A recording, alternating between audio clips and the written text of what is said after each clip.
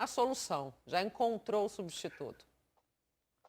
O São Paulo está em Cotia, né, nas categorias de base, né, tem toda uma estrutura lá, já começa uma espécie de confinamento para a estreia no Paulistão dia 22. São Paulo internamente pensa que o Paulistão é um campeonato que o São Paulo tem muita sede de conquistar, não só por já 10 anos sem a conquista, a última foi exatamente em 2005, o Grafite jogava ainda, né, o Grafite, nosso comentarista, ainda. E o São Paulo aposta muito nesse título porque quer dar uma acalmada, principalmente no ambiente interno político, que pega fogo com eleição, e principalmente na torcida, né? E deixar o Diniz trabalhar assim com paz, né? Apesar que o Diniz está com muita moral aí no São Paulo. E aí ficou aquela dúvida, quem vai ser o substituto do Antony que está indo para o Ajax? Já tem contrato com o Ajax.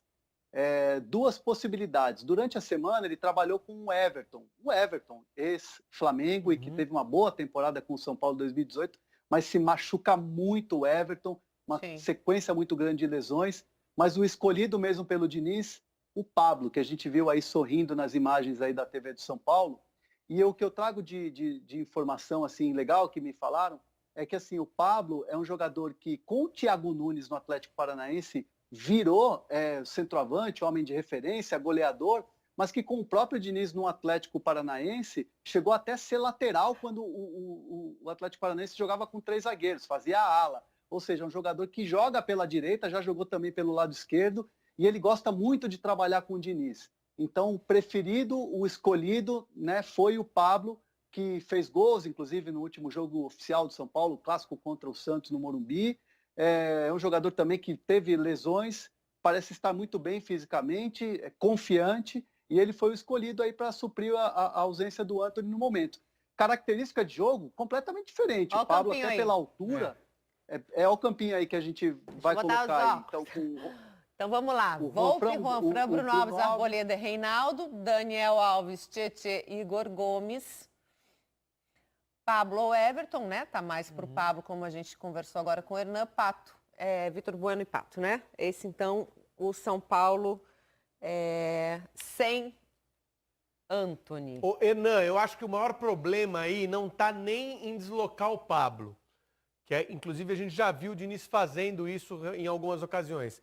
Tá na garantia de que o Alexandre Pato vai se manter como um jogador participativo, ativo, que resolve o problema do time em que ele joga. Se isso acontecer, dá para colocar o Pablo pelo lado do campo. Agora, se o Pato cai de produção, vai ter que voltar o Pablo para dentro e buscar uma outra alternativa pelo lado. Lino, tá chacoalhando a cabeça ali. Né? O Everton, qual seria? Que mais?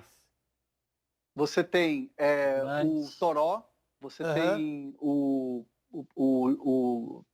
Paulo Boia, né, que são garotos que o São Paulo tem aí, está trabalhando, são possibilidades. O São Paulo tem até o Gonzalo Carneiro que faz essa função, que é outro jogador também que o São Paulo teve de volta aí depois da redução da pena e da punição, e é um jogador que também está muito confiante, muito feliz com a chance que o Diniz está dando. Então tem opções, basta ver o que o Diniz vai encaixar. Mas nesse primeiro momento, com o Pablo, o time está respondendo nos treinamentos pelo que eu soube. Lino. O Pablo, ele não é centroavante. O Pablo é um jogador que consegue vir pelo meio campo, pelo lado do campo, chegar na área, pela altura dele, apesar de não ser um gigante, ter condições de definir jogadas. E é bom a gente lembrar que semana passada, né, foi 3 meses atrás, e semana passada de 3 meses atrás, o Pablo entrou contra o Santos, fez 2 gols e voltou a ser um dos caras do time. Então, por uma questão de justiça até, ele está voltando 3 meses atrás, né? Mas a última imagem do Pablo é de um cara que tinha voltado num clássico, tinha feito 2 gols e é o cara do momento. Eu também aposto no Pablo. Você também, Bruno Alves, Nino. Eu acho que vai ser o Pablo, mas assim, tem uma série de alternativas. Você pode jogar o Daniel Alves para a direita, a gente não fala do Hernanes, né? É incrível como o Hernanes saiu do foco. O Hernanes é um jogador caríssimo. O São Paulo tem jogadores caríssimos, a gente falou do Palmeiras agora há pouco, de Lucas Lima, de Scarpa. O São Paulo também tem jogadores caríssimos que às vezes não respondem.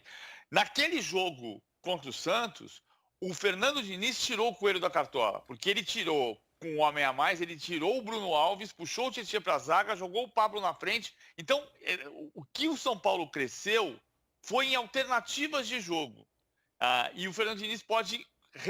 Para mim, o São Paulo foi o time que mais perdeu, porque era o time que mais crescia no momento da paralisação. Foi dia 14 de março, que o Molino lembrou, o clássico contra o Santos. O São Paulo agora tem 2 jogos contra Bragantino e contra Guarani, para tentar ter a melhor campanha da fase de classificação. Ele tem 1 ponto a menos do que Santo André e do que Palmeiras. E se ele ganhar do Guarani, ele pode ajudar o Corinthians a se classificar. O Guarani precisa de 2 pontos para eliminar o Corinthians. O São Paulo pode tirar 3 desses pontos do Guarani no último jogo do campeonato. PVC me deu a deixa, a deixa. Notícias do Corinthians, André Hernan. Eu queria trazer uma última do São Paulo, pode ser? Vamos pode, voltar claro aqui que com o pode. do São Paulo? Estão mandando no programa. O São Paulo precisa, né, financeiramente de dinheiro em caixa e tem jogadores jovens que já estão sendo observados pelo futebol europeu.